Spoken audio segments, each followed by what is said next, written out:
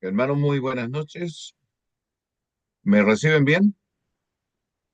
Sí, Ya. Con problemas de conexión, se me quedaba pegado el Zoom, no podía conectarme. No hemos andado muy bien acá con la conexión ni con la electricidad, pero aquí estamos ya presentes. Bien, sí, mis hermanos, quiero vamos decir, a... perdón, quiero decir algo antes de. Noté que tenía problemas porque se demoró en ingresar y estaba dando vueltas. Entonces, les quiero pedir a los alumnos que si notamos que se empieza a cortar la transmisión del profesor, apaguemos las cámaras y así solamente eh, debería mejorar la señal, ¿ya?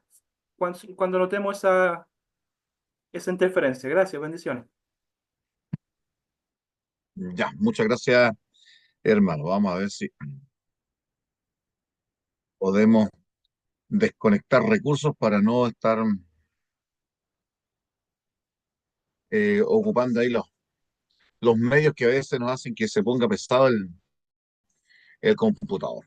Bien, mis hermanos, vamos a continuar con lo que hemos estado viendo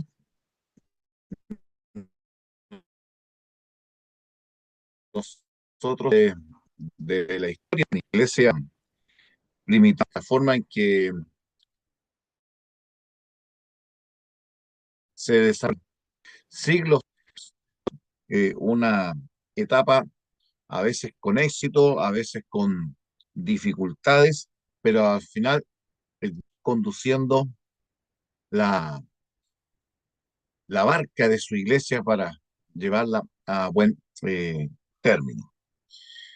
Quiero dar, antes de poder continuar, la oportunidad de abrir aquí el diálogo para alguna pregunta, comentario o algo que quisieran ustedes que yo ampliara de lo que hemos estado estudiando de nuestro estudio de la historia del cristianismo. Si hay algo que se nos haya quedado en el tintero, algo que ustedes quisieran que pudiéramos ampliar un poco más, especificar. Así que cualquiera que ahí puede abrir su micrófono y hacer la consulta correspondiente, si lo viera.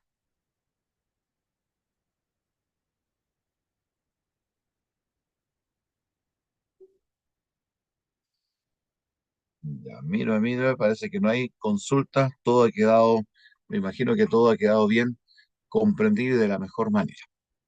Perdón, la redundancia, mi pastor. Sí, Víctor, esta es la clase 5, ¿cierto? esta, si mal no recuerdo, me parece que sería la clase 5.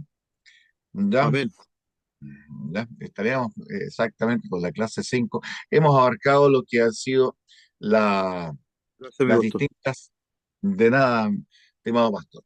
Hemos estado viendo el surgimiento de la iglesia, factores que inciden en el surgimiento de la iglesia, las tendencias judías, el pensamiento judío, cuando el contexto en que nace la iglesia, el desarrollo que se va dando en la iglesia, el culto, cómo se fue modificando hasta quedar en el culto que principalmente no es que sea el único, mis hermanos, pero el que más pesó en la historia del cristianismo en Occidente fue el culto romano, católico romano.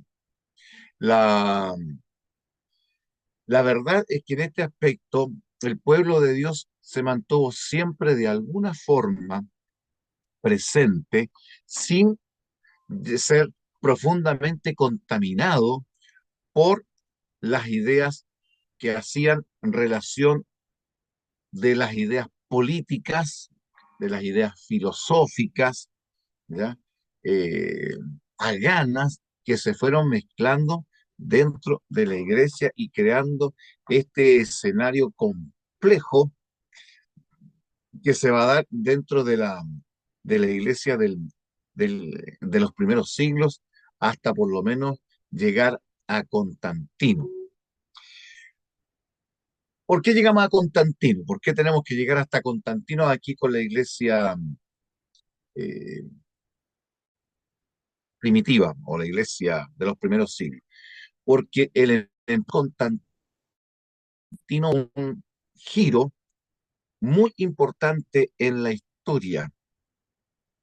Constantino era un hombre con pretensiones megalomaniáticas. El hombre quería llegar a ser dominador lo más posible del mundo y va a hacer y va a dar pasos que van a afectar la historia del mundo. Si el hombre quería hacer historia, Constantino lo logró, lo hizo. En primer lugar, Roma, la ciudad de Roma, la capital hoy día de Italia, en los siglos y en el tiempo de Constantino se había vuelto como el basurero donde devenían y se encontraban todas las ideas raras, extravagantes, las mejores y las peores, lo que era elevador o lo que te rebajaba hasta lo más profundo de la bajeza humana, se reunían en Roma. La política de Roma llevaba años de intrigas, de traiciones, de peleas, de divisiones. Teníamos en en este escenario, eh, emperadores asesinados o emperadores asesinando a otros. Locos que tuvimos ya desde el primer siglo se pueden mencionar como Calígula y Nerón, hombres que pasaron a la historia en su depravación, en su desvarío y su enfermedad prácticamente mental en las conductas que tuvieron. Pero eso no fue el único caso que se da en la historia de los emperadores. Entonces, Constantino, este emperador, pretende pasar a la historia y hacer un cambio pero radical en el imperio. Y una de las cosas que él consideró básico hacer es cambiar la capital. No, yo voy a cambiar la capital, fue su plan, de esta Roma que está ya corrompida, que ya no da para más, todo, todo lo vicioso, todo lo traicionero se da aquí, todo tipo de vicio, todo tipo de mala conducta, ya pesaba demasiado. Entonces busca un lugar y en Bizancio, así se llamaba la ciudad en ese momento, una ciudad costera, que hoy día es la ciudad de Estambul, eh, que pasó a llamarse después Constantinopla, ha tenido por lo menos estos tres nombres: Bizancio, Constantinopla y actualmente Estambul. Elige este lugar y utiliza todos los recursos que puede para construir allí una nueva ciudad. Y a esta la va a llamar la Nueva Roma, la antigua Roma y la Nueva Roma. Pero el nombre de la Nueva Roma va a ser Constantinopla, Constantinopla. Y el año 330 de la era cristiana, eh, Constantino cambia la capital de Roma a Constantinopla.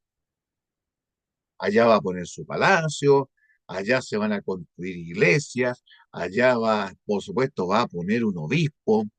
El obispo de la Nueva Roma va a tomar importancia, tanta importancia como el obispo que estaba en la antigua Roma, que va a convertirse en el Papa, y comienzan a haber un juego de poder entre la Nueva Roma, llamada Constantinopla, y la antigua Roma, la ciudad propiamente tal de Roma.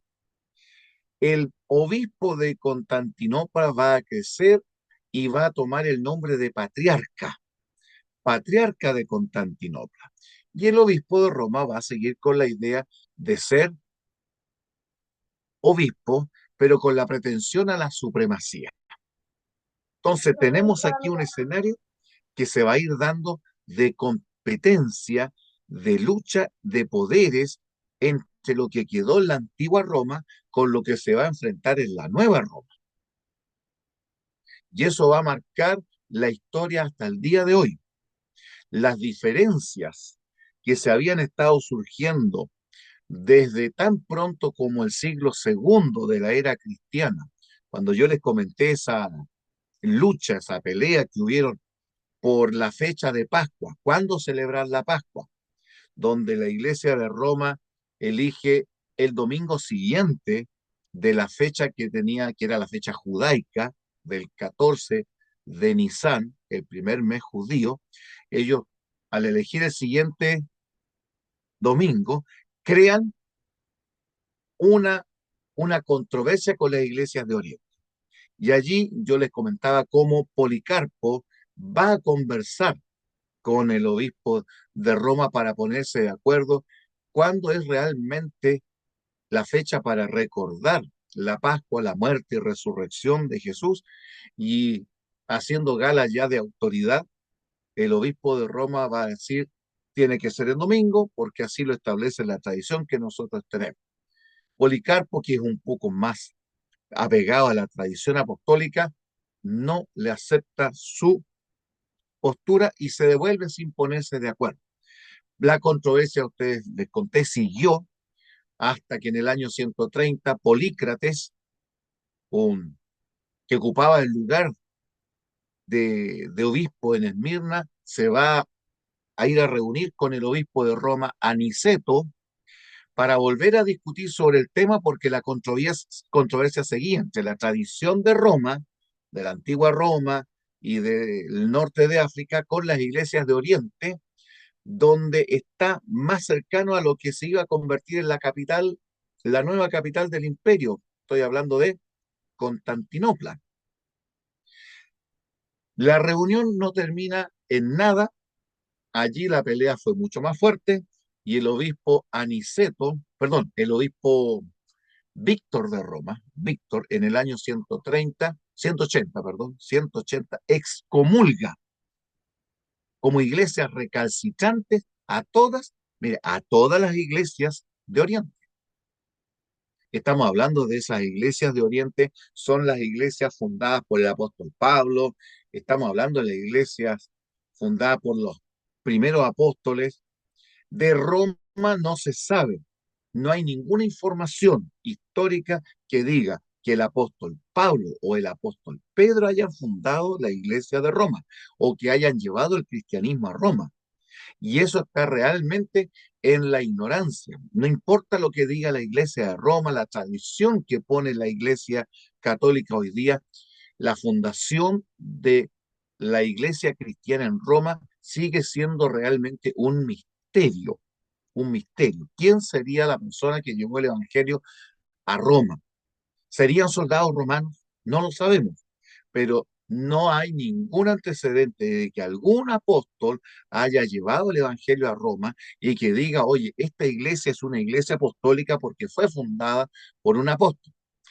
Lo que hace la iglesia de Roma es tomarse de una tradición, inventar una tradición de atribuirle al apóstol Pablo y Pedro, especialmente a Pedro, y después a Pablo, la fundación, el establecimiento de la iglesia de Roma, cosa que no es posible probar. Pero las iglesias de Oriente sí habían sido fundadas por apóstoles, de los cuales se puede mencionar, y Pablo mismo menciona las iglesias que él ha establecido, y resulta que esas iglesias fueron nada menos que excomulgadas por el obispo de Roma, Víctor, haciendo gala de que alguien, como si alguien, o como si Dios mismo le hubiera atribuido la autoridad para ejercer ese poder de condenar a las iglesias de Oriente, que tenían y tienen en este aspecto histórico de la iglesia una tradición apostólica de mucho más sustento y valor que el de la misma iglesia de Roma. Este antecedente, entonces, echa las bases para lo que va a ser después el conflicto con la nueva ciudad. La nueva capital, Constantinopla, con su nuevo líder allí, el patriarca de Constantinopla, va a aglutinar a las iglesias de Oriente, mientras que en Roma se van a reunir las iglesias del norte de África y del sector occidental de Europa. Y va a comenzar un juego de poder de quién realmente lidera la iglesia. Constantino crea este conflicto por el cambio de capital. Y esto va a seguir al punto de que el año 1054, la Iglesia Católica de Roma se va a pelear con las iglesias de Oriente, las que se van a hacer llamadas las iglesias ortodoxas griegas, al punto de crear el gran cisma del año 1054. Una división que le duele a la iglesia de Roma hasta el día de hoy. Le duele. El patriarca de Constantinopla, o que era la antigua ciudad de Bizancio, hoy día Estambul, va a tomar el liderazgo de todas esas iglesias de Oriente o ortodoxas griegas. Hasta el día de hoy, en todo ese sector del mundo, que incluye incluso a Rusia, influido por la iglesia ortodoxa griega, siguen un liderazgo, siguen una tradición católica, apostólica, pero no romana. No romana. Ellos se separaron de la iglesia de Roma simplemente porque no se aguantaron más las ideas impositivas que ponía el obispo de Roma. Cosa que tiene su base en estas peleas que comenzaron tan pronto como el siglo segundo. El cambio de capital va a seguir dándole fuerza a esas fuerzas en conflicto dentro de la iglesia y que va a terminar con la división del cristianismo el año 1054. No se olviden de esa fecha, pesa dentro de la historia. ¿Cuánto, mi pastor? Año 1054. 1054. Ahora, bien, Gracias. de nada, estimado pastor. Este contexto del cambio de capital va a pesar en Roma, porque el peso de la tradición, el peso de la tradición dentro del Imperio Romano seguía viendo a la ciudad de Roma, como ellos le llamaban en latín, la civilité aeternalis, es decir, la ciudad eterna. Roma era conocida como la ciudad eterna. De hecho, en el Imperio Romano pagano, la ciudad de Roma llegó a tener tanta importancia que fue objeto de adoración y culto.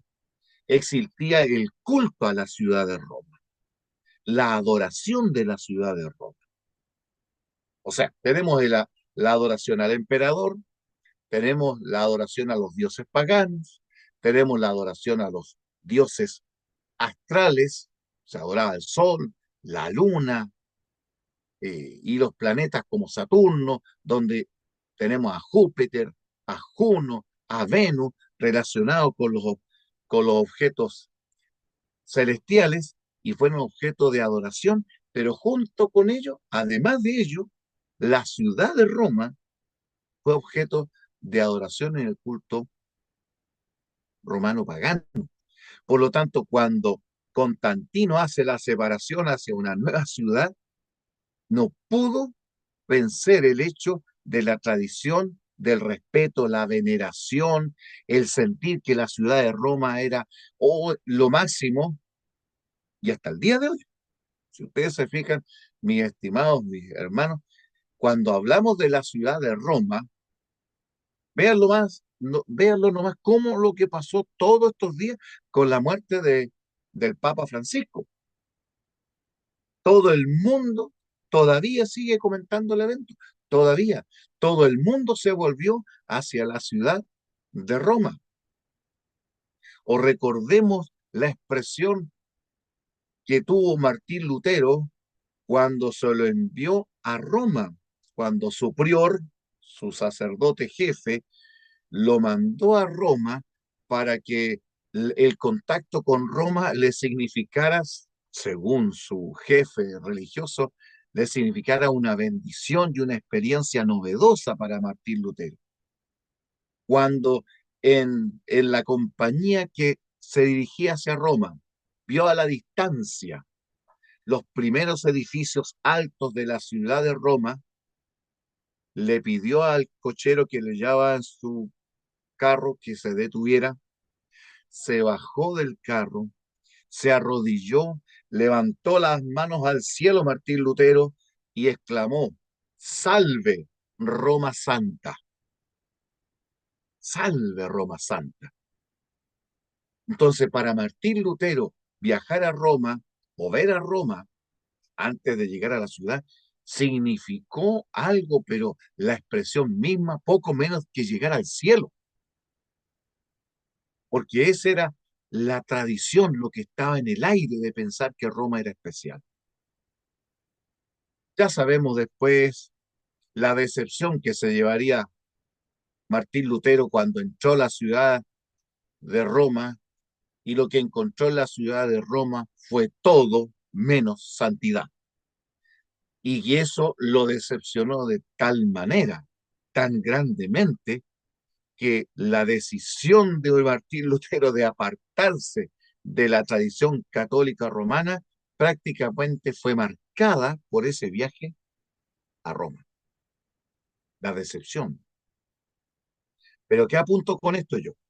Quiero apuntar al concepto que se tenía de Roma como una ciudad especial, santa, exclusiva, solemne, que viene desde el paganismo y se pasa al cristianismo. Vuelvo ahora a volver a este punto. Constantino, al formar una nueva capital, dejó un vacío en la antigua Roma, un vacío de poder. ¿Quién es la autoridad ahora en la ciudad antigua de Roma? ¿Quién es la figura de poder en la antigua y eterna ciudad de Roma? Y eso pesaba en el aire, pesaba en el aire. La tradición histórica se movía en todo el imperio y no era inevitable no pensar quién tiene ahora la autoridad en la antigua ciudad de Roma. Y mis estimados hermanos, ¿quién creen ustedes que comenzó a aparecer como una figura de autoridad en la ciudad de Roma? Si el Senado fue trasladado a Constantinopla, si el emperador y el gobierno del imperio el año 330 es cambiado a Roma, perdón, a Constantinopla, de Roma a Constantinopla. ¿Qué llenó el vacío de poder en la ciudad de Roma? ¿Quién lo llenó? ¿Quién creen ustedes que llenó ese vacío de autoridad? Muy buena pregunta, pero no tengo la respuesta por la rechupalla. El Papa. Bien, mi hermano, exactamente. La figura de poder, Excelente. no era tan difícil, hermano, pero eso es lo que pasa. El año 330 se queda un vacío de poder en la ciudad de Roma que comenzó a llenar nada menos que el obispo de Roma. Las cuestiones políticas, los conflictos políticos que se fueron dando en la ciudad de Roma, ¿a quién se lo encargaba? Desde Constantinopla, Constantino y los emperadores que siguieron gobernando desde la Nueva Roma, desde Constantinopla, le comenzaron a pedir al obispo de Roma que se empezara a hacer cargo de las cuestiones políticas, de las cuestiones de gobierno, de las cuestiones sociales. Y el obispo de Roma, ni tonto ni perezoso, fue aceptando cada vez más esas responsabilidades y en obispo de Roma fue visto no solo como el líder espiritual de Roma, sino que se fue poco a poco transformándose en el líder político, en aquel que realmente se encargaba de, del cuidado de la ciudad de Roma, al punto, al punto de que en el siglo VI el emperador Justiniano va a escribir una carta, le va a escribir una carta al obispo de Roma y le va a pedir de que él se encargue no solo de la administración de la ciudad, sino de que él tenga ahora la responsabilidad de perseguir, miren, nótese, de juzgar, perseguir la herejía, la herejía. Justiniano era un emperador cristiano. En, en Constantinopla tenía al patriarca. Él quería que el patriarca de Constantinopla fuera el jefe de la iglesia porque estaba en la capital, en la nueva capital de Roma. Pero al obispo de Roma le pidió que se encargara de perseguir la herejía, que corrigiera a los herejes. En una carta donde le manda estos datos o este pedido al obispo de Roma, va a escribir otra, se va a añadir otra, donde le va a decir al obispo de, perdón, al patriarca de Constantinopla que se encargue de ser cabeza de la iglesia. Pero con el tiempo, mis hermanos, estos pedidos de Justiniano, el ser corrector de los herejes y ser de la cabeza de toda la iglesia, se lo van a traspasar al obispo de Roma. Se lo van a traspasar al obispo de Roma. Y el obispo de Roma en el siglo VI comienza a convertirse en ese líder de la Edad Media que se va a atribuir la autoridad de ser cabeza de toda la iglesia cristiana y de tener la autoridad de corregir y de perseguir a los herejes. ¿Por qué? Porque Roma nunca perdió esa visión de verla como la ciudad más importante de todas las ciudades del mundo. Y el personaje que adquiere allí autoridad y poder, no solo religioso, sino que también político, es el obispo de Roma.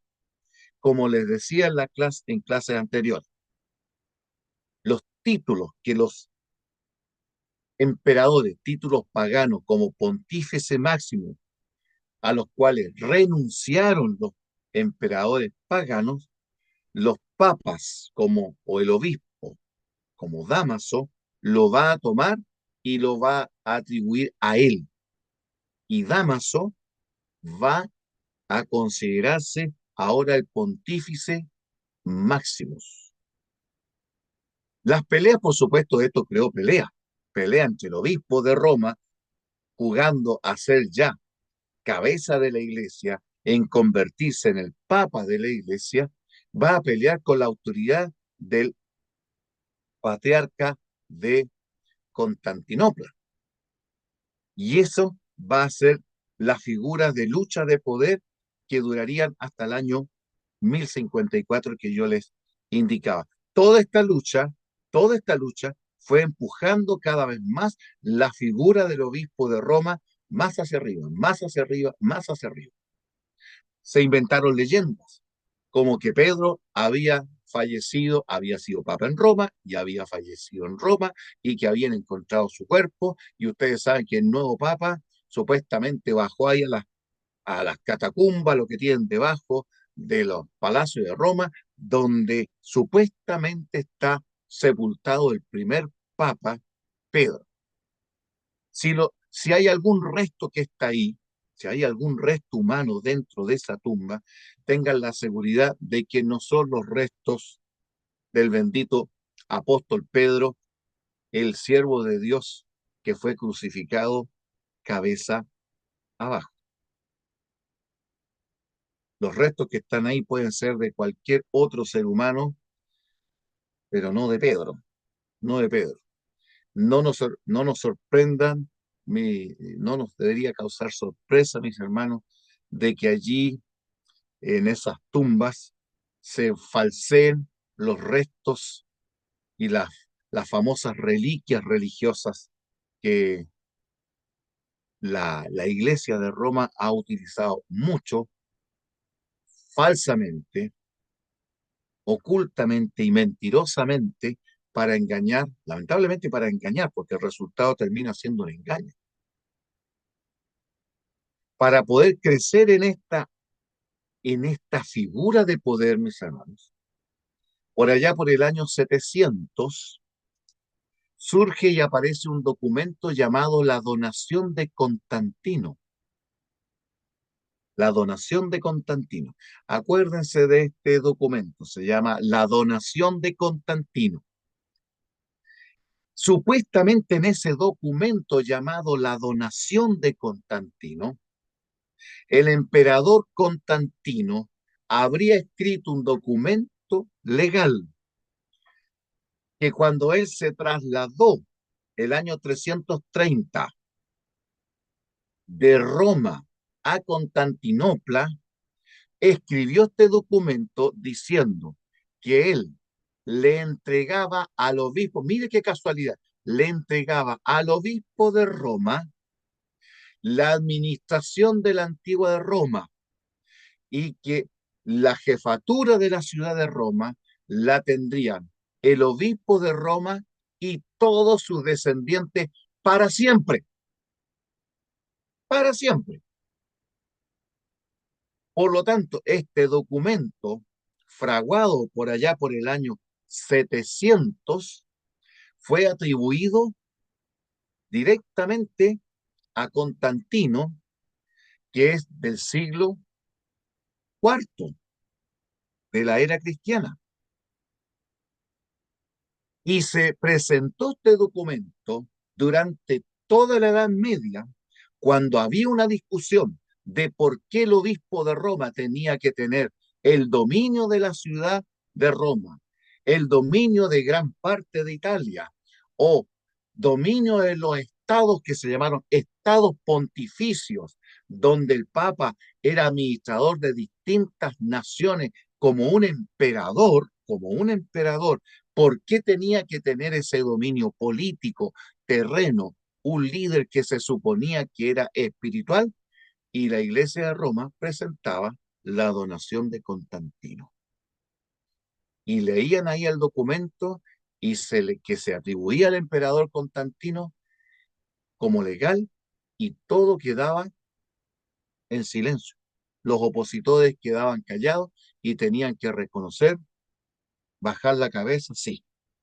Bueno, si el emperador Constantino, el primer emperador cristiano, le cedió al obispo de Roma el dominio de la ciudad de Roma, de Italia, de todos los territorios, a él y a todos sus descendientes, tendremos que aceptarlo como cierto. Saben que todo esto duró hasta el siglo XIX, cuando un investigador del griego solicitó investigar el documento, le facilitaron el documento, hizo un estudio lingüístico, gramatical, exegético de ese documento escrito en griego y demostró que el documento estaba escrito en un idioma que pertenecía y que era indudablemente un griego del año o del siglo VIII, del año 700, entre el año 700 y 800, y que bajo ninguna circunstancia, por ningún motivo, era un estilo de griego o de latino o de lo que fuera del siglo IV, y demuestra fehacientemente que la donación de Constantino es un documento falso. completamente falso. La credibilidad de la iglesia se cuestionó significativamente, pero recién en el siglo XIX. Pero antes de eso, esta donación de Constantino le permitió ejercer poder, autoridad y supremacía. Tanto que allí ese documento declara al bendito obispo de Roma Vicarius Filii Dei, vicario del Hijo de Dios. Ese documento tiene esa expresión en latín, Vicarius Filii Dei. Y que algunos cristianos dicen, si ese título fuera cierto, hasta podríamos sacarle el 666 como número de la bestia. Algunos lo hacen. ¿Cuán fehacientemente podría hacer eso? No lo sé, pero algunos han hecho ese ejercicio de gematría, de buscar la numeración y suma a través de ese título que le da al obispo de Roma este documento llamado la donación de Constantino. ¿Qué quiero enfatizar con esto, estimados pastores, estimados hermanos? Cómo las acciones políticas, especialmente la creación de una nueva capital, dio pie para que la ciudad de Roma y el obispo de Roma se transformaran en el personaje que marcó la mayor parte de la historia de la iglesia. La figura del papado, mis hermanos, es imposible que no pese y no sea gravitante de una o de otra manera en la historia del pueblo de Dios, para bien o para mal, para bien o para mal. Y en esto tenemos que ser lo suficientemente responsables en estudiar esta historia, mostrar los aciertos y los errores, las cosas que fueron hechas asertivamente, o sea, positivamente, pero también debemos ver las cosas que se hicieron negativamente. Ahora bien, dentro de este juego de poder que se va formando ahí en el siglo IV con el cambio de capital, se empieza y se crea el primer concilio del cristianismo, concilio de Nicea el año 325, convocado por el emperador Constantino y que invitó a todos los obispos del cristianismo a discutir cuál era la naturaleza del Señor Jesucristo.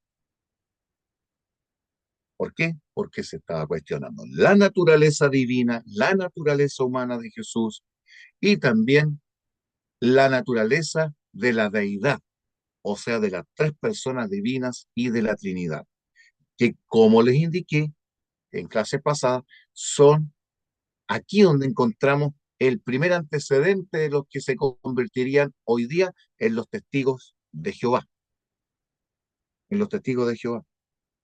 Arrio, este cristiano surgido en esta época, negaría que Cristo era Dios, que no aceptaba las dos naturalezas, divino y humanas, en él, y había comenzado también otro movimiento llamado el docetismo, discutiendo de que las dos naturalezas no se podían unir en Cristo. ¿Por qué? Por una razón. Pesaba allí las ideas gnósticas de que la materia, el espíritu y la materia no podían convivir juntas. Cristo era espiritual, Cristo era santo, Cristo era puro, no podía unirse en materia corrupta como era el cuerpo humano de Cristo. Por lo tanto, según ellos creían, los docetas, Jesús aparentaba una apariencia humana, solo aparentaba. Cristo realmente no tenía un cuerpo humano. ¿Pero qué nos dice el apóstol Juan? El que niega que Cristo es venido en carne o que se manifestó en carne como un ser humano, con todas las cualidades que nosotros tenemos como seres humanos, ¿Qué dijo él en su epístola? ¿Antecedente de quién es? El anticristo. Antecedente del anticristo. El que niegue que Cristo es venido en carne. Fíjense que Juan en sus epístolas tiene que enfatizar ya en su época, a finales del siglo primero, que había cristianos que dudaban que Cristo fuera realmente humano y que hubiera sido un ser humano, que es la idea de los docetas, y que afectaría después a Arrio para crear que Cristo no sería divino y tampoco completamente humano. Allí se mezcla una serie de ideas extrañas. También, tanto como el primer siglo, Juan tiene que enfrentarse a otro aspecto que también rebotan en el 325, en el primer concilio de la Iglesia, la divinidad de Cristo. Ya en su epístola, él tiene que empezar a decir que Cristo es el Dios verdadero, primera de Juan 5:20. Acuérdense, primera de Juan 5:20. ¿Qué dice primera de Juan 5:20? Que Cristo, estamos en el verdadero y que Cristo es el Dios verdadero, lo dice claramente. ¿Ya? ¿Por qué? Porque ya había cristianos cuestionando la divinidad de Cristo, que Cristo no era divino. Posteriormente va a escribir su evangelio y en el evangelio va a tener que decir en el primer capítulo y toda su epístola va a poner un énfasis maravilloso tanto en la humanidad de Cristo, aquel verbo se hizo carne y vimos su gloria, gloria como el monogenés, el único, no unigénito, mis hermanos. No es la mejor traducción decir el unigénito. No, la palabra monogenés que usa Juan en capítulo 1 de su Evangelio, el capítulo 14, ya que el verbo se hizo carne y vimos su gloria, gloria como del monogenés, significa el único, el exclusivo de Dios Padre. ¿Eh? Unigénito da la idea que otros han cultivado para hablar que de alguna manera Cristo es creado. No es que es hijo, porque es unigénito. La palabra unigénito no significa eso, significa único, exclusivo. Cristo era el exclusivo de Dios Padre. ¿Por qué era exclusivo? Porque era Dios, Juan 1:1, y a la vez era humano, y a la vez era el Padre. ¿Jesús es el Padre o no? ¿Es también Padre o no? O digamos, también, no es que sea el Padre, cuidado porque podemos caer el en otra tendencia que dice que el modalismo dice que Jesús es Jesús, pero también Jesús es Dios Padre y también es el Espíritu Santo, y ese se llama modalismo, que es una sola persona que toma tres caras, y eso no es lo que nosotros leemos en el Evangelio. Jesús es Dios Padre también es el Padre, habló desde el cielo con Jesús, ¿ya? Y el Espíritu Santo también es parte de nuestra creación. O si no, no podemos olvidar lo que dice Génesis 1 sobre la presencia del Espíritu Santo. Todos estos antecedentes van a surgir desde el final del siglo primero y van a rebotar en el siglo cuarto con los concilios que van a venir de la iglesia. Concilios que van a cuestionar y preguntarse, ¿realmente Jesús es Dios? Después va a venir otro concilio y va a preguntarse, oye, ¿realmente Jesús es humano? Después va a venir otro concilio y va a preguntarse, ¿realmente Jesús tenía las dos naturalezas, humana y divina? Y en cada uno de esos, en general, en principio, se fue inclinando hacia lo que decía el Evangelio. No, Cristo realmente es Dios. Cristo realmente es humano. En Cristo realmente se reúnen las dos naturalezas.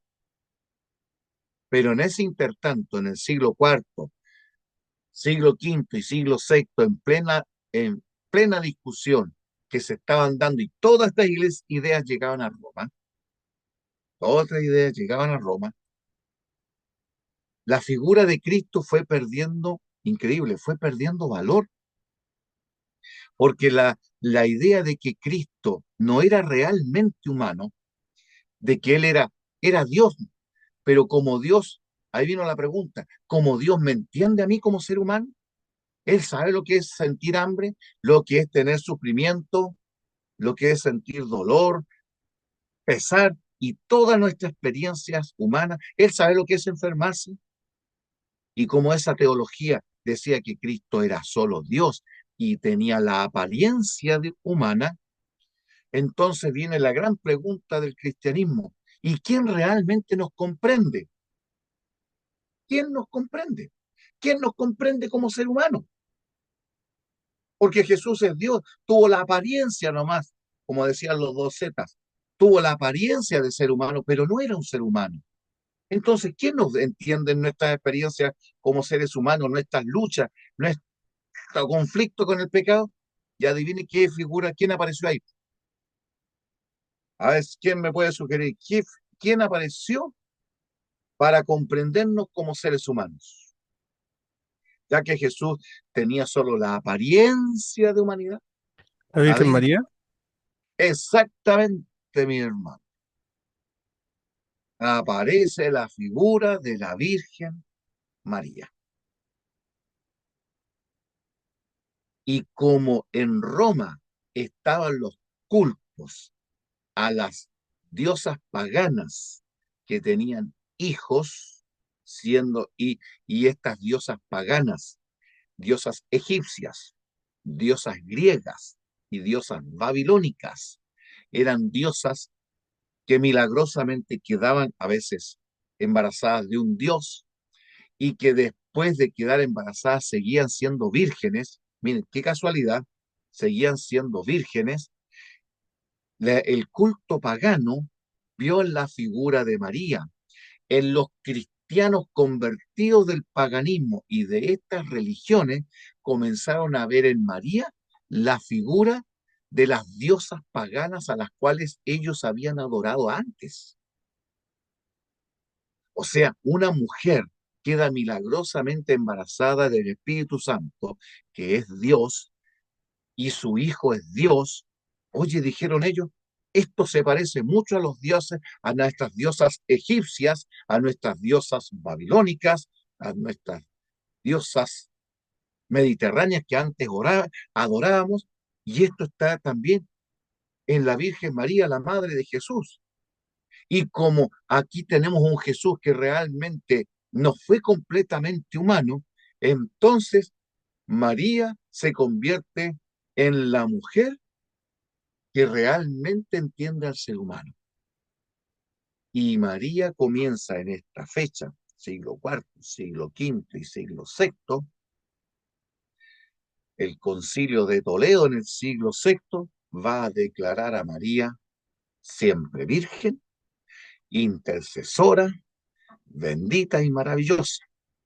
Y en el último concilio, perdón, el penúltimo concilio de la Iglesia, el concilio Vaticano primero, año de 1870 en adelante, el concilio Vaticano primero va a declarar y va a ser la última declaración de María, diciendo que María fue trasunta, a ellos les gusta usar esas palabras complicadas, pero significa, y ellos dicen, María fue trasladada en cuerpo y alma al cielo, en cuerpo y alma. Por lo tanto, María es, está presente en el cielo, poquito después de haber muerto su cuerpo físico. Jesús mismo, dice la iglesia, vino a buscar a su madre y se la llevó en cuerpo y alma al cielo, resucitándola, poniéndola a su lado, convirtiéndola en corredentora. La Iglesia Católica, la Virgen María es corredentora, o sea, María también es redentora del ser humano. María murió y sufrió con Cristo en la cruz. ¿No se han fijado ustedes ahora cómo la Iglesia Católica creó? Yo se los mencioné una vez y los vuelvo a mencionar ahora.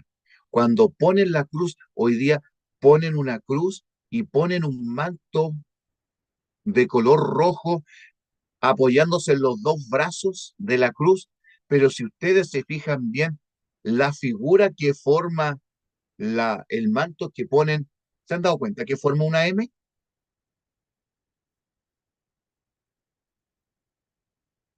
¿La M de dónde viene la M? ¿La M de qué? María.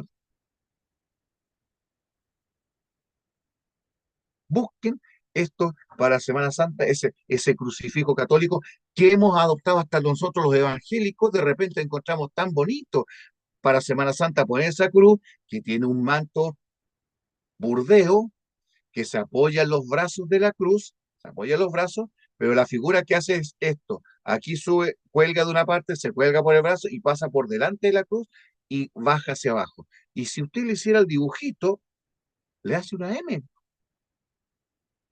¿Casualidad? ¿Será tanta la casualidad? Pudiera ser. Exactamente, mi hermano. Ahí lo está poniendo. Gracias, mi hermano Máximo. Fíjense nomás. Háganle, tire el lapicito ahí. ¿Y qué forma ahí? ¿Casualidad que forme una M?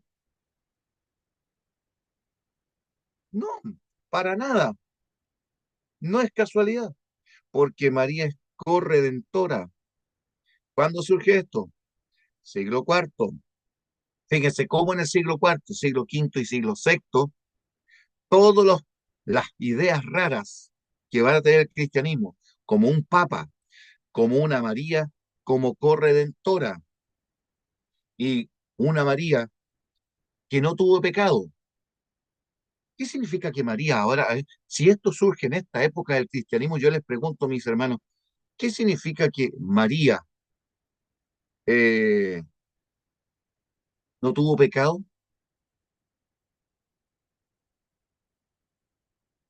Porque según ellos, la Iglesia Católica María es inmaculada.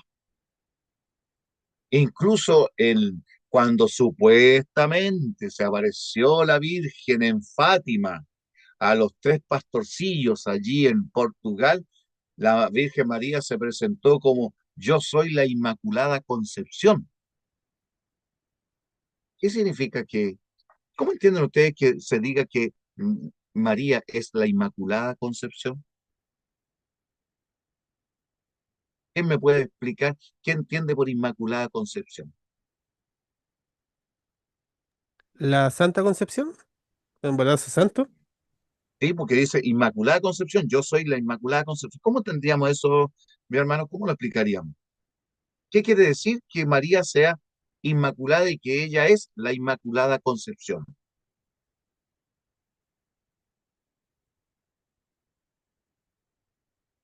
¿Sabes lo que significa, mis hermanos?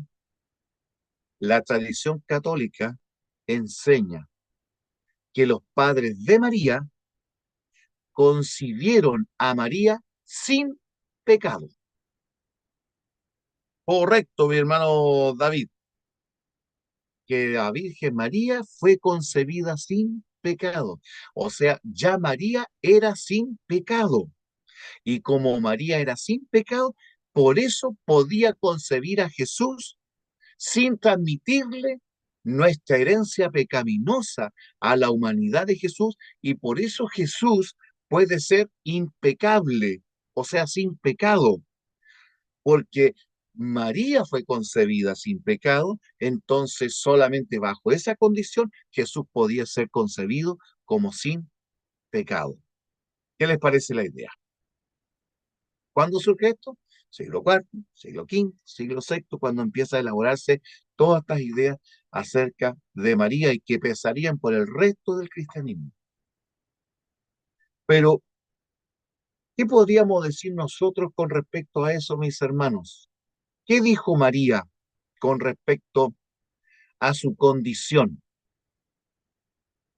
¿Cómo podríamos responderle a nosotros si alguien nos dijera a nosotros, la Virgen María fue inmaculada, fue concebida sin pecado? ¿Cómo le responderíamos nosotros a ese argumento?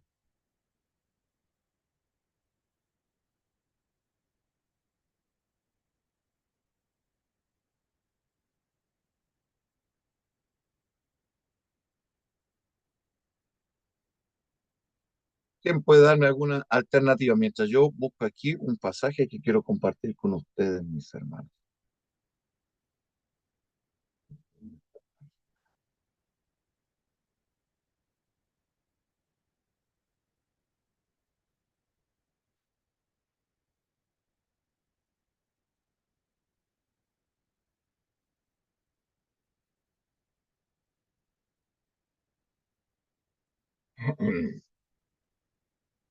Respuesta bíblica, mis hermanos. Lucas capítulo 1, versículo 47. Lucas 1, versículo 47. ¿María realmente fue concebida, inmaculada y sin pecado?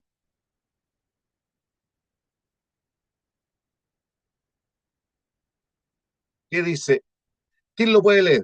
Lucas Luca, ¿cuánto, mi pastor? 1:47. Lucas 1:47. Ahí están escribiendo, sí, mi hermano, eso. Ahí lo están escribiendo en el chat. Pero ¿qué dice Lucas 1:47? Dice, y mi espíritu se regocija en Dios mi Salvador. Oye, pero alguien que no tiene pecado necesita Salvador. Si María es inmaculada y no tiene pecado, ¿necesitaría un Salvador alguien que no tiene pecado?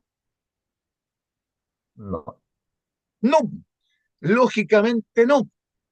Solo un pecador tiene necesidad de un Salvador. Y María ahí en su oración y en su alabanza, palabra de la misma joven María, cuando Dios y el ángel le han anunciado que va a ser privilegiada de tener al Salvador del mundo en su vientre. Y ella misma dice que ha mirado la bajeza de su sierva, la bajeza de su sierva. Miren la humildad de María y miren la María que hoy día tenemos en los templos católicos y que a través de los siglos, cubierta de oro, de piedras preciosas, joyas carísimas, esa María no es la María de la Biblia. ¿Y ustedes sabían que María nos dio un mandamiento? ¿Cuál es el mandamiento que nos dio la Virgen María?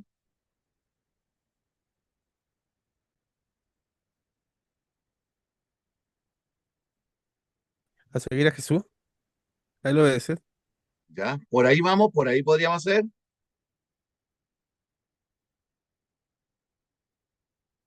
A ver, ¿quién lo recuerda? San Juan, les doy el Evangelio. Está en el Evangelio según San Juan. ¿Recuerdan ustedes en el Evangelio según San Juan? En las bodas de Caná,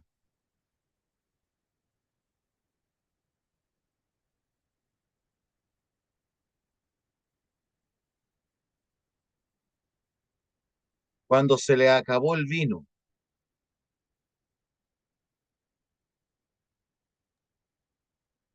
¿Qué hacer dijo todo ahí lo que María?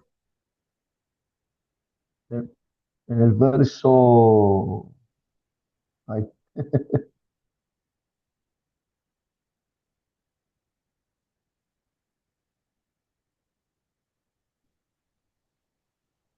Cuando Jesús le verso dijo a su 5, mamá, mujer, ¿qué tienes conmigo? A ver, por ahí, véanlo, búsquenlo, a ver si lo encuentran.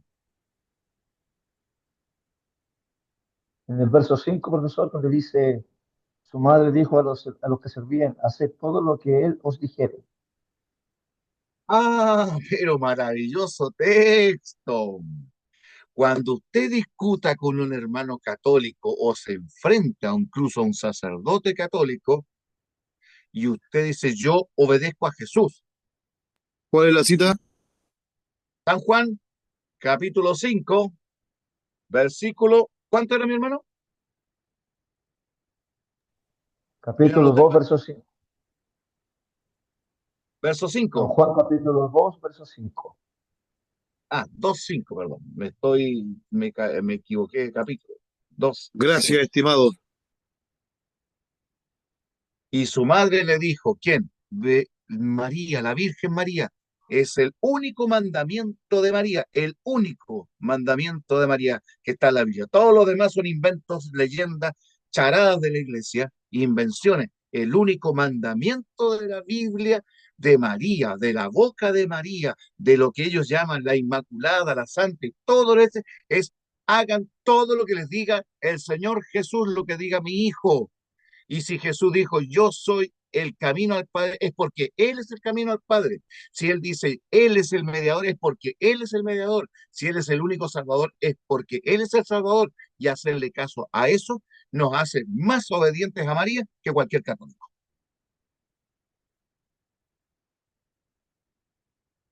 No se le olvide nunca ese pasaje allí. Entonces, María no es inmaculada como se inventó en estas épocas que le estoy hablando de la historia. No es inmaculada, no fue trasunta en cuerpo y alma como el Concilio Vaticano la asciende a María al cielo.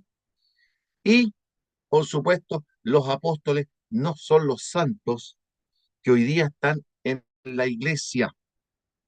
En esta época empezaron a aparecer también, siglo cuarto, las imágenes de los apóstoles Pedro, Pablo, Juan, de todos los apóstoles, poniéndolos en las iglesias y dándole objeto de veneración. Y aquí donde viene la trampa de la iglesia. Ellos hablan y enseñan, y comenzaron a enseñar que al Señor Jesucristo se le daba hiperdulía, completa adoración, total adoración, hiperdulía. Palabras, a ellos les gusta usar esas palabras complicadas, porque nos deja a nosotros colgando, y hasta sus creyentes, sus feligreses también los dejan colgando. ¿Qué significa hiperdulía? Significa total alabanza, total adoración, pero que la iglesia le ofrece a los santos, como a María y como a los apóstoles, a las imágenes de los santos, les dan dulía nomás, dulía.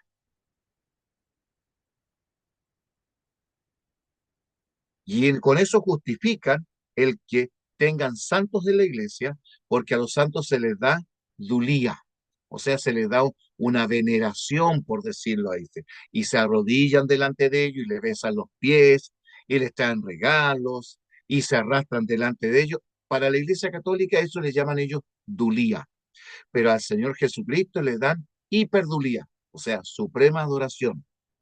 Pero ¿qué dijo el Señor? ¿Y qué dice la Escritura sobre eso? ¿Se puede dar dulía, hiperdulía a un ser humano? Y ahí aparece el famoso pasaje de Éxodo 20. No te harás imagen de lo que esté arriba en el cielo, ni abajo en la tierra, ni en las aguas debajo de la tierra. No te inclinarás a ellas ni las adorarás, o les rendirás culto. El famoso segundo mandamiento de la ley mosaica. No se debe hacer imagen ni rendir culto a las imágenes, bajo ninguna circunstancia. Pero nosotros nos encontramos con esta realidad que surge en esta época de declarar a María intercesora, porque Cristo no lo podía hacer porque no tenía la humanidad, y María empieza a entrar a la iglesia a ocupar el lugar que antes tenían las antiguas diosas paganas. Las diosas paganas, es increíble, las diosas paganas ocupan el lugar y se van a transformar en María. Va a aparecer la misa, va a aparecer el culto a, a Pedro y a todos los demás santos. ¿Y cuál va a ser el resultado de esto? Una terrible apostasía en la iglesia. Una terrible apostasía. Va a durar siglos esta apostasía. Pero tengan la seguridad de que Dios siempre tuvo un pueblo que se resistió a eso, que no aceptaron la adoración de María, ni de los santos, ni la autoridad del Papa, la cuestionaron, no la aceptaron, no la reconocieron y se mantuvieron alejados. Como se mantuvieron alejados, Pocas veces se escucha hablar de ellos.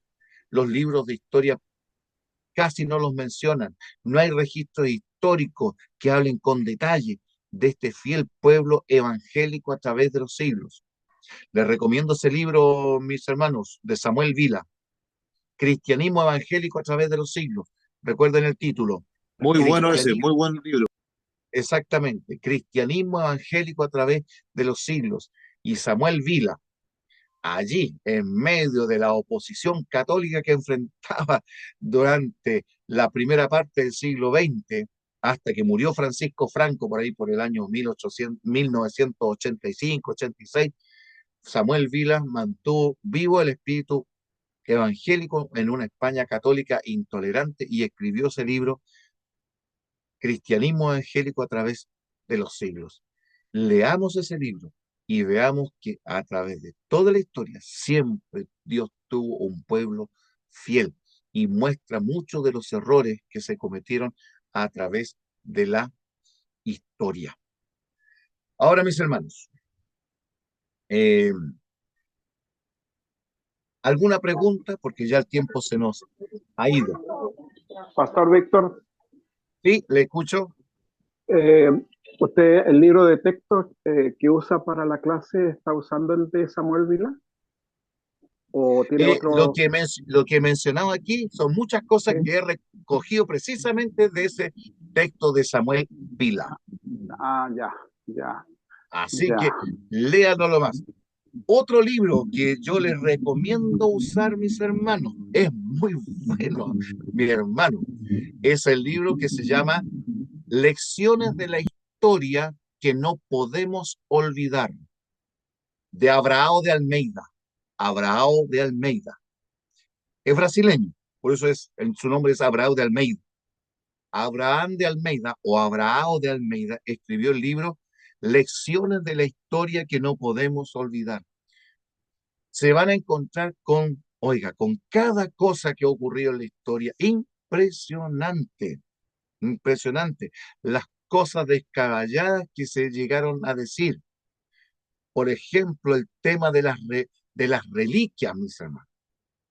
Ustedes se van a sorprenderlo con que ese libro menciona el tema de las reliquias y que Juan Calvino va a mencionar diciendo, es increíble cómo se ha engañado al mundo, dice, con el tema de las reliquias que supuestamente eran encontradas allá en Tierra Santa y que se veneraban, se les daba culto y todo era objeto para que cayera la monedita en los ofrenderos de las iglesias católica a través de Europa y de Italia.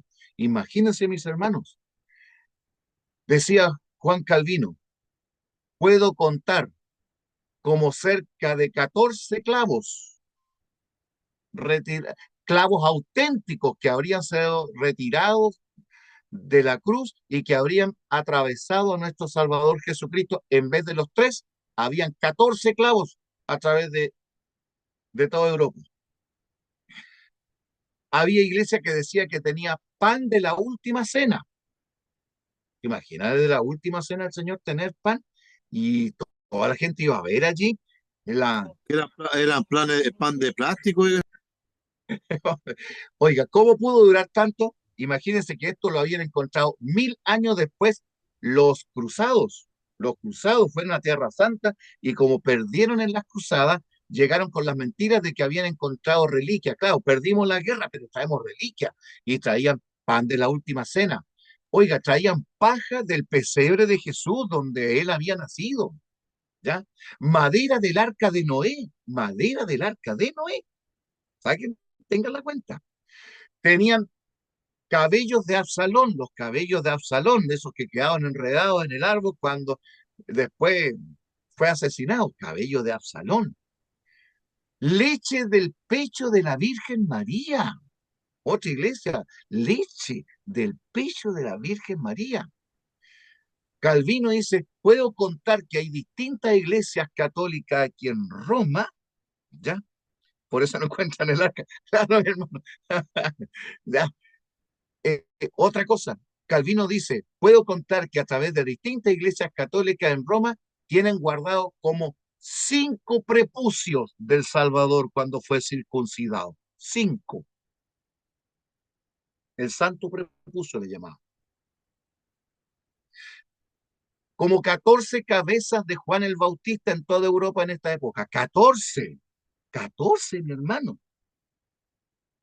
14. Cuerpos de los santos, oye, multiplicados. Perdón, mi pastor, pero es para risa, oiga, ¿eh? Uno termina riéndose, pero lo último que les voy a decir me enciende la indignación y la santa ira. Y eso está en el libro Lecciones de la Historia que no podemos olvidar de Abraham de Almeida. Consúltelo en la librería La Cruzada. Ellos traían este libro. Consúltelo, pídanlo. Y si no está, encárguenlo porque como que se ha ido perdiendo este libro de buscarlo. Y pone allí el último dato, pero yo le dije, este último me da indignación, porque dice ahí que en una revista católica enseñaba y declaraba que en el sur de Italia, por ahí en una iglesia llamada Rhodes, se guardaba la reliquia más sorprendente de todas las reliquias que podía la iglesia cristiana haber encontrado. ¿Y saben lo que tenían guardado allí? Que habían traído los cruzados católicos desde Tierra Santa, habían encontrado y traído, y nada menos, con el respeto de nuestro Dios lo pido, un dedo del Espíritu Santo.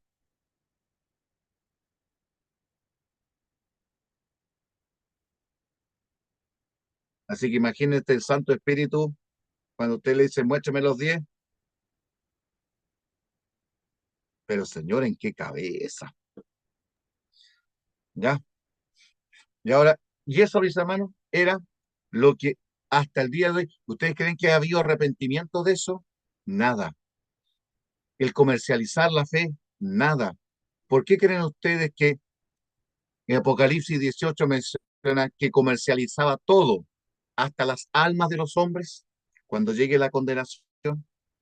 Bien, mis hermanos, dejamos hasta aquí porque ya ha pasado bastante el tiempo y quiero dar la oportunidad de que ustedes puedan ahora hacer, si tienen alguna pregunta, algún comentario, para darles ya finalización. Quiero animarlos a que sigan estudiando. Hermanos, estas cosas ustedes con la historia, ustedes tienen que mostrar, por favor, mis hermanos, necesitamos gente que señale el camino, que marque la diferencia entre lo correcto y lo erróneo. Hoy día hay muchas ideas que vienen, son de origen romano y lo estamos metiendo en nuestro cristianismo evangélico otra vez. Tony Palmer, este obispo que decía ser evangélico protestante, nos quería hacer volver hacia Roma, de que ya él no tenía nada que protestar, por lo tanto él ya no era protestante, que ya se había perdido la razón de lo que había hecho Lutero y ahora no había razón para estar separado de Roma, ni de todas sus tradiciones. Creo que ese hombre nunca estudió historia del cristianismo. Y yo lo habría mandado a estudiar historia del cristianismo, es decirle, el peso de la historia, los hombres y mujeres que murieron quemados por la Inquisición, martirizados por Roma. Mis hermanos, hay un cristiano que murió quemado, ¿saben? Le dejaron su bracito suelto, cuesta el testimonio, y él murió cantando, las llamas lo iban consumiendo y su bracito todavía se movía. Se cayó su mano quemada y casi rostizada, y todavía algunos dicen, todavía notaban un pequeño movimiento porque él estaba batuteando una alabanza que estaba dando a su Señor Jesucristo, porque moría como mártir por él. ¿Estaríamos nosotros preparados para eso? Pastor, ¿Estaría disculpe. dispuesto a morir quemado por Cristo?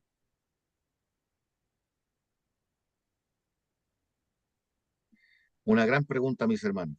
Miremos, Mi pastor, la sangre, doy este día, le doy el paso. La sangre de nuestros hermanos que fue regada en la tierra, mis hermanos, que por amor a Cristo rindieron su vida, no puede ser pisoteada pensando que ahora no hay diferencias. Yo voy a aceptar al romanismo cuando el romanismo deje sus doctrinas y se vuelva a la Biblia y a Cristo. Bienvenido. Y nos damos un gran abrazo cuando creamos en el Evangelio de la Biblia, de la Sagrada Escritura. Hermano Máximo. Mi pastor, disculpe el comentario, pero esa costumbre pagana y mercantil la están usando también algunos evangelistas. Van a, van a, van a Jerusalén a buscar tierritas, aceite, bandera, y como evangelistas las ven. Completamente de acuerdo. Ahora andan que hay una por ahí, una organización que anda vendiendo tierrita del monte de Sinaí, agüita del río Jordán, superchería, salvación por obras. Y dicen, ya, vamos a orar, tenga su vasito con agua. No, y pañito, y telita. O sea, seguimos con el mismo el tema de las reliquias de antes. No hemos aprendido nada de la historia. La historia, mis hermanos, respalda al pueblo evangélico. Lutero no hizo una protesta, hizo una reforma. Hoy día quieren meternos la idea de que Lutero hizo una protesta y hoy día no, yo no tengo nada que protestar. No, Lutero no hizo una protesta. Lutero hizo una reforma con las 95 tesis. El hecho de que protestaron, eso pasó después, en el año 1530, cuando los príncipes alemanes protestaron ante el emperador y ante la Iglesia Católica porque no se les dejaba hacer su culto luterano y reformado. Entonces los príncipes protestaron y se les empezó entonces en 1530, no en 1517, porque en 1517 Lutero hace una reformar el cristianismo.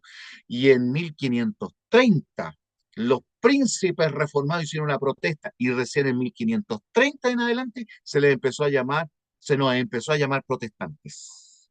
No se le olvide eso, que no nos engañen diciendo, no, que Lutero hizo Siglo una 30. protesta y hoy día no tenemos nada que protestar. ¿Eh? ¿Perdón? Mi No. pastor, entonces Lutero, en este caso, siguió siendo católico, ¿o no? La reforma lo llevó a separarse de la iglesia. No, sí hizo una reforma, pero se separó, pero ellos eran reformados, reformadores del cristianismo, ¿ya? Mi pastor, entonces él no murió siendo un católico reformista, o él fue protestante a ver, entonces no Oh, fue protestante, fue reformador él.